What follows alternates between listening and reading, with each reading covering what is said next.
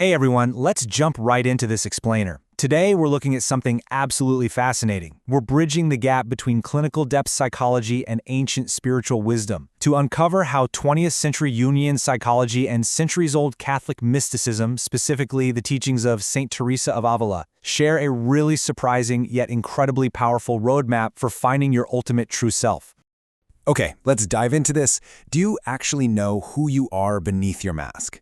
I know, it's a pretty provocative question, but seriously, think about the sheer exhaustion of living an inauthentic life. Constantly hiding behind this carefully constructed performance layer just to meet the expectations of society, your workplace, or, let's be real, even your family. It takes a massive, massive toll on our psyche. So here is our roadmap. First, the masks we wear. Second, facing the hidden shadow. Third, the process of integration. Fourth, when the mask slips. Fifth, the trap of superiority. And finally, becoming your true self. Section 1. The masks we wear. Carl Jung famously called this mask the persona. The term literally comes from the Latin word for the masks worn by actors in classical theater. Now, Jung saw the persona as a completely necessary social facade. It's a segment of the collective psyche that helps us mediate our everyday social interactions. But there's a huge risk here. If you over-identify with it, you end up alienating yourself from your actual, true personality. Now, while Jung's ultimate goal was psychological wholeness, St. Teresa's goal was spiritual purity. Yet, beautifully echoing Jung, well, centuries earlier actually, St. Teresa of Avila taught that true humility isn't about degrading yourself at all, rather it is simply walking in truth. It's shedding those disguises and accepting your true reality before God and the world. A great way to think about the persona is to imagine a planet's atmosphere. An atmosphere acts as a protective shield against harmful space radiation, right? It allows life to function. It's absolutely necessary. But from the outside looking in, that atmosphere completely obscures the true surface features of the planet. Just like astrophysicists have to penetrate that atmospheric layer to understand a planet's true nature and habitability, we have to look past our own social persona to discover our authentic self. Section 2. Facing the hidden shadow. Enter the shadow. In Jungian psychology, the shadow encompasses all those unconscious aspects of our personality that our conscious ego finds totally unacceptable or even threatening. It's the repressed, denied traits we'd really just rather pretend don't exist. Now, recognizing this, it requires what Jung called considerable moral effort. It is genuinely hard work to acknowledge that we contain these darker elements, but it is an absolute requirement for psychological wholeness. And here is where we see an incredible overlap between these two worlds. Jung developed a concept called shadow mapping. He observed that the traits we judge most intensely and most harshly in other people are almost always the exact same traits we have repressed in ourselves. It's projection. Now look at the Catholic tradition, specifically the biblical teaching of the speck and the log in the Gospel of Matthew. It teaches the exact same principle. It warns us against hypocritically judging the tiny speck in our neighbor's eye while ignoring the massive log in our own. It's a direct spiritual echo of a profound psychological truth. Section 3. The process of integration. Notice the striking parallel in their daily practices too. Jung recommended shadow journaling, an active, deliberate process to make the unconscious conscious. By doing that, you essentially strip the shadow of its hidden power over your life. Jump over to the Catholic world, particularly in Ignatian spirituality, and you have the daily examination of conscience. This is a structured daily method of looking inward with total honesty before God.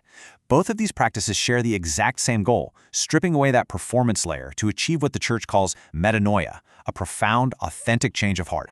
If you want to actually put this to work, you can use what we call the integration test in 3 simple steps. First, observe your projection. When you feel intense irritation or harsh judgment towards someone, just pause. Second, reflect inward with total honesty. Ask yourself, okay, where does this exact trait exist inside of me? Third, respond with authenticity and integration. Instead of lashing out, use that moment as a mirror for your own personal and spiritual development. Section 4. When the mask slips. Jung observed that you can see a person's true character simply by watching what happens when their persona is challenged. Think about it in your own life. How do you react under pressure? When you face unexpected criticism, or even minor everyday frustrations like a dead phone battery or a delayed flight, when your guard is completely down, what happens? Do you launch defensive attacks? Do you deflect blame? Do you withdraw? Or do you engage in authentic reflection? That micro moment reveals who you really are beneath it all. So the crucial point here is that both traditions view suffering and pressure as the ultimate revealer of truth. Jung practically watches for the persona breakdown, waiting for the mask to slip to see if a person is truly integrated or just putting on a really good show. The Catholic tradition teaches the exact same dynamic, the idea that tribulation produces character. Our true spiritual state isn't revealed when life is easy, it's revealed when we are humbled, insulted, or stripped of our status. But as we start to utilize this insight, we inevitably face a pretty massive danger. Section 5. The Trap of Superiority. At this point, a major objection usually comes up. Doesn't analyzing people's shadows just make you incredibly judgmental and arrogant? Well, Jung completely agreed with this danger, issuing a stark resolution. He said, "The healthy man does not torture others. Generally, it is the tortured who turn into torturers." When you weaponize this knowledge just to attack other people's vulnerabilities, you aren't doing the work. You are just becoming psychologically poisonous. We can see this divergence really clearly here. You absolutely do not want to become a shadow hunter, someone who uses psychological insight for power, control, manipulation, and superiority. Both Jung and the Catholic tradition firmly reject this. Jung insisted on an ethical relationship to the unconscious, while the Catholic mandate of charity dictates that any fraternal correction must always be done with extreme humility. True self-discovery has to make us compassionate bridge builders, not arrogant judges pointing out everyone else's flaws. Section 6. Becoming your true self. Jung called this final destination individuation. It is the lifelong process of coming to selfhood. It's not about being a nonconformist. It's about stripping away those false personas, integrating your shadow, and achieving a profound psychological wholeness. It is becoming the person you actually are.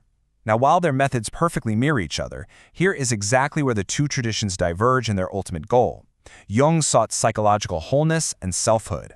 Saint Teresa, on the other hand, believed that relentless self-knowledge was the prerequisite for achieving mystical union with God. Let's look at how this builds into something truly universal. Think of the Jungian archetype of the self, often represented by a mandala, which symbolizes the ultimate unification of consciousness and unconsciousness. Now contrast that with the cosmological singularity, the Big Bang. Researchers have noted that integrating the shadow and dropping a persona leads to a harmonious unification in the mind that mirrors the very dawn of the cosmos. Both represent a primordial, undifferentiated unity containing all potentialities. Your psychological journey toward wholeness is actually reflecting the fundamental patterns of the universe itself. How cool is that? Which leaves us with this final thought. The people who irritate you the most, the moments your mask slips, the flaws you judge so harshly in others, your projections are your greatest teachers.